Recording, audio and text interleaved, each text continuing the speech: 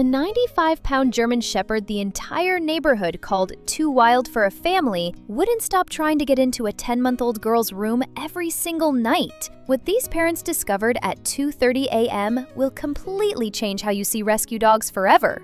This is Luna, and this is the night she shattered every fear her family had about second-chance dogs by doing the one thing they begged her never to do.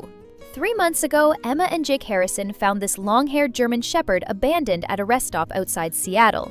No collar, no microchip, matted fur covering deep scars on her back legs. She was maybe 2 years old, terrified of sudden movements, and flinched every time someone raised their voice. The shelter vet said it plainly. She's been abused. Badly. She might never fully trust humans again. Emma's husband, Jake, said the words before they even left the parking lot. "We have a baby at home, Em. A 10-month-old. What if Luna snaps? What if she's not safe around Mia?" But Emma couldn't forget those amber eyes. Behind all that trauma, all that fear, all that pain the world had carved into her, there was something else. Something that looked like a desperate need to belong. Luna came home that Sunday with crystal clear boundaries. "She stays in the living room," Jake said, installing 2 heavy-duty baby gates between the downstairs and the hallway leading to Mia's nursery. "Mia's room is completely off-limits. I don't care how sweet she seems, we don't know her history. One mistake and—" He didn't finish. He didn't need to. Any parent would feel the same way, right? A 95-pound dog with unknown trauma and a baby under the same roof. That's not being overprotective. That's being responsible. Except Luna had already made her own decision about Mia, and nothing, not gates, not rules, not fear, could override that instinct. The very first night revealed the pattern. Emma woke up at 6 a.m. and found Luna sitting perfectly still outside the first baby gate, her body facing the hallway, her ears pointed toward the closed nursery door upstairs. Not pacing, not whining, just sitting, listening. "This is strange," Emma whispered to Jake over coffee, watching Luna through the kitchen doorway. She's been in that exact spot for 4 hours. She hasn't moved once. But here's what Emma couldn't see from the kitchen. Every time Mia made a sound, a coo, a cry, even a sleepy whimper, Luna's entire body would react.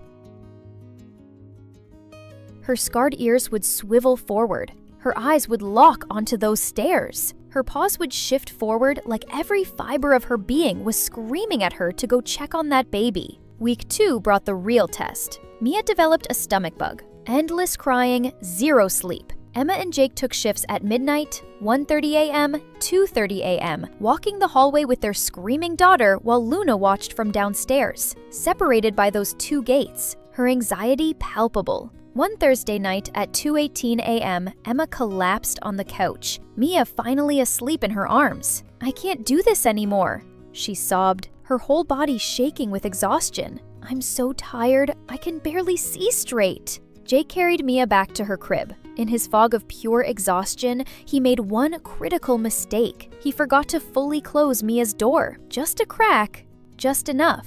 Luna's head snapped up the instant Jake's footsteps faded, her amber eyes fixed on those stairs, on that partially open door. For 12 long minutes, she sat frozen, every instinct in her rescue body screaming at her to go up there, to check on the baby she'd been hearing cry for weeks. But abuse had taught her to follow rules. Good dogs obey. Good dogs don't break trust. But what if obeying the wrong rule meant failing the one thing that mattered? If you're still here but haven't subscribed yet, that honestly makes me a little sad because you need to see how this ends. At 2:34 a.m., Luna made her choice. She stood slowly, her 95 pounds moving with impossible silence. She approached the first baby gate. One careful push with her shoulder, it swung open. The second gate, same thing. Each step up those stairs felt like crossing into sacred territory, but something older than human commands was guiding her forward. She nudged Mia's door open with her scarred nose. The room glowed softly from a moon-shaped nightlight. Mia slept peacefully in her crib, her tiny chest rising and falling, her small hand clutching a stuffed bunny. Luna approached slowly, her enormous frame lowering beside the crib. And then she did something that would have sent Emma into full panic if she'd seen it. She laid down right next to the crib, her massive body forming a protective barrier between Mia and the door. Not touching, not disturbing, just present. the guardian nobody asked for. This became her secret ritual. Every single night after the house fell silent, Luna would move those gates, climb those stairs, and take her position beside Mia's crib, a 95-pound shadow keeping watch over innocence.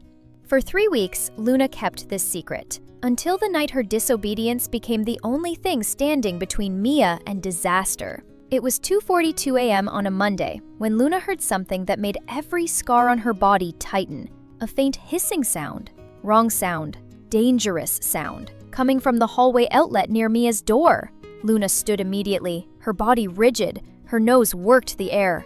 Smoke! Electrical fire starting inside the wall? She didn't hesitate. She barked. Once, twice, 3 times. Deep, urgent barks that rattled the entire house. Emma and Jake bolted upright in bed. "What's happening?" Emma screamed, running toward Mia's room. She froze in the doorway. Luna stood over Mia's crib, her body shielding the baby, her eyes locked on Emma with an expression that said one thing: get her out, now. Jake smelled it immediately. Smoke! The outlet's burning! He grabbed the fire extinguisher while Emma scooped Mia into her arms. Luna didn't move until Mia was safe. Only then did she step back, trembling. Jake sprayed down the smoldering outlet. If this had kept burning, the fire department confirmed it later. The wiring was faulty. If it had fully ignited, the entire upstairs would have gone up in flames within 20 minutes. Emma sank to the floor, sobbing. "You've been protecting her this whole time, every single night, and we didn't even know." Luna's tail wagged once, soft and uncertain. Jake knelt beside them, one hand on Luna, one hand on Mia. "We were so afraid of you. We thought you were the danger, but you were the only one protecting her." That morning, they moved Luna's bed into Mia's room permanently. No more gates, no more rules. Now, 5 months later, Mia is walking. Her first steps? Straight into Luna's soft fur.